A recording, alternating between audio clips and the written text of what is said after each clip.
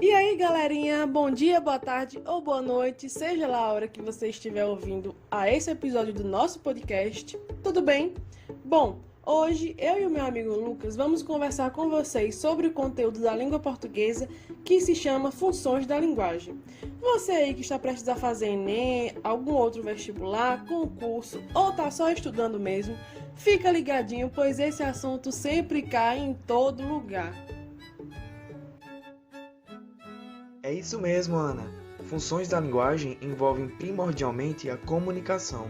Logo, envolve praticamente tudo, todas as formas que temos de utilizar a linguagem. Na verdade, existem 6 funções. Cada uma tem seu tipo de acordo com sua intenção, ou seja, o papel que querem desempenhar e os elementos de comunicação que mais se destacam no momento de sua fala. Lembrando que há momentos na linguagem em que várias funções vão estar presentes, mas sempre alguma irá predominar.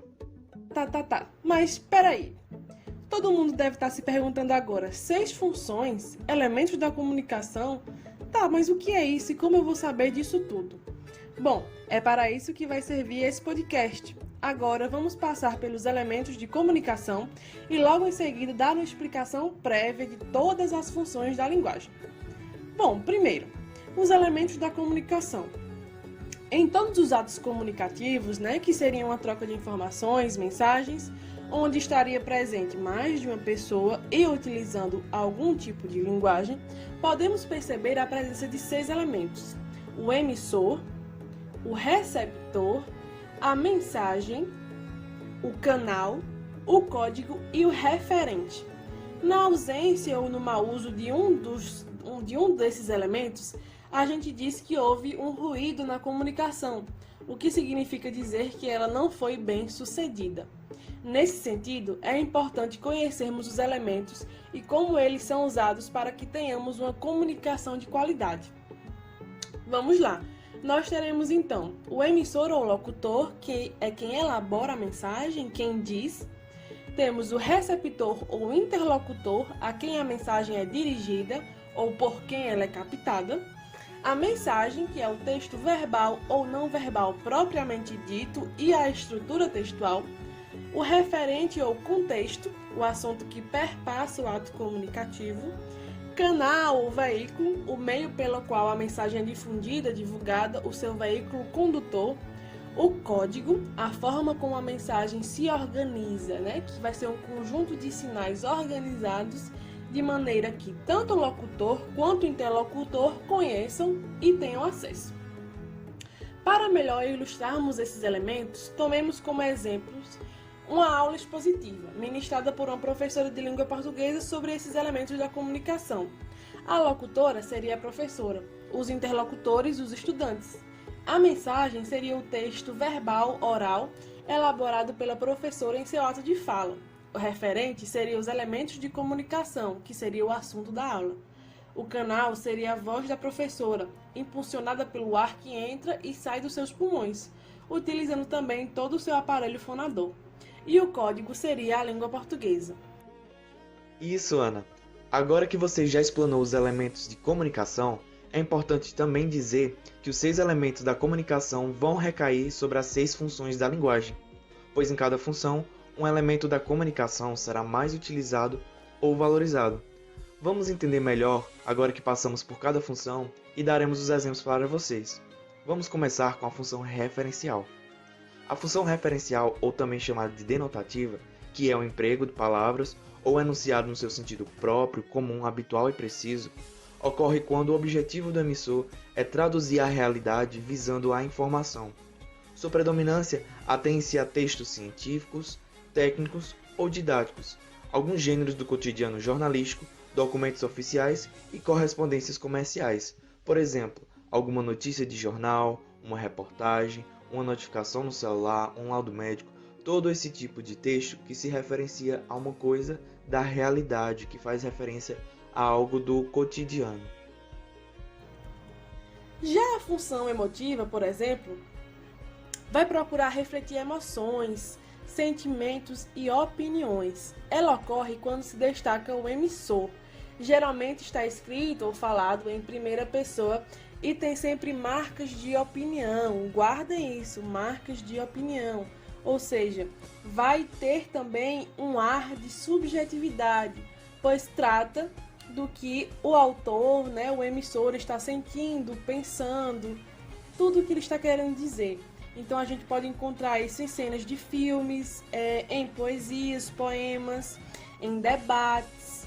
Tudo isso vai predominar essa função emotiva ou expressiva.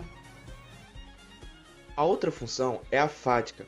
Ela tem como objetivo estabelecer ou interromper a comunicação, de modo que o mais importante é a relação entre o transmissor e o receptor da mensagem. Aqui, o foco reside no canal de comunicação. Esse tipo de função é muito utilizado nos diálogos, por exemplo, nas expressões de cumprimento, saudações, discurso ao telefone, etc. São aqueles tipos de pergunta ou resposta que o emissor ele utiliza para testar a comunicação. Por exemplo, alô, bom dia, você está me ouvindo? Temos também a função poética, que claro, vocês devem estar pensando, tem a ver com poemas, né? Tá, mas não, nem sempre. Essa função tem como principal característica a emissão de uma mensagem, elaborada de maneira inovadora, encontrada predominantemente na linguagem literária, sobretudo na poesia. Tá, a maioria tem poemas, tá bom, vocês acertaram. Por quê? Porque quando a gente destaca e valoriza a mensagem, que vai ser o elemento de comunicação mais utilizado, a gente vai pensar muito na estética. Então, quando a gente vê um poema que utiliza de uma estética, utiliza um vocabulário bem rebuscado, ou então um poema visual, né? Tudo isso vai se atrelar à estética.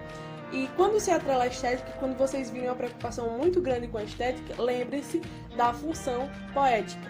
Mas também em qualquer manifestação que te toque, que você sinta que a estética te comoveu, também vai predominar essa função. Então vocês podem ver isso em música, em filmes também, em declamações de poema, em danças, no teatro.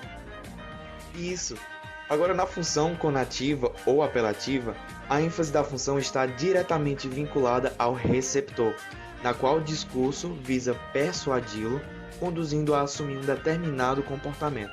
Por exemplo, uma propaganda que utiliza verbos no imperativo como compre, faça isso, use, vista. Esse tipo de texto, ele induz o leitor a executar alguma ação. Muito bem, Lucas. Para finalizarmos as funções, temos por último a função metalinguística, que tem sua importância e valorização no próprio código.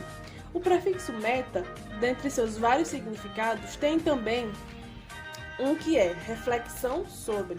No caso, seria reflexão sobre a linguagem. O discurso que utiliza o código para explicar o próprio código. Então, a gente vai ter, por exemplo, exemplos. Quando a gente, por exemplo, quando vocês ouvem um podcast de uma pessoa ensinando como fazer um podcast, isso é utilizar o código para falar do próprio código, né? Quando vocês veem, por exemplo, um filme que fala sobre a história do cinema, isso é utilizar o código para falar dele mesmo, né? Uma fotografia de alguém fotografando. Tudo isso vai ser função metalinguística. Então prestem atenção e continuem ouvindo o nosso amigo. É isso, pessoal. Gostaram? Espero que tenham entendido do assunto. Essa foi uma breve explicação sobre o conteúdo de funções de linguagem. Cai no Enem.